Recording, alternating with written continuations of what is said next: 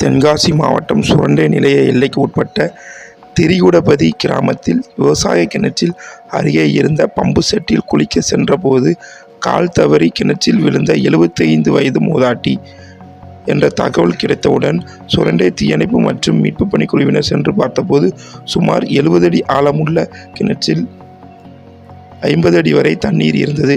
கிணற்றில் மேலே ஏறுவதற்கு கீழே இறங்குவதற்கும் குறிப்பிட்ட தூரங்களில் படி இருந்தது. எங்கள் வீரர் ஒருவர் கயிறு மற்றும் படிக்கட்டு வழியாக கிணற்றில் உள்ளே இறங்கினார்.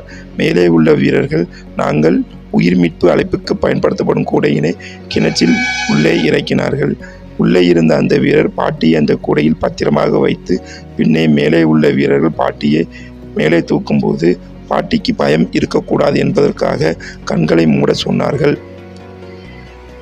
பின்னர் பாட்டிக்கு எவ்வித காயங்களுமின்றி மேலே பத்திரமாக உயிருடன் மீட்டார்கள். பின்பு முதலுதவி சிகிச்சைகள் அளிக்கப்பட்டு பாட்டியை பத்திரமாக ஆம்புலன்ஸ் மூலம் மருத்துவமனைக்கு அழைத்து சென்றார்கள்.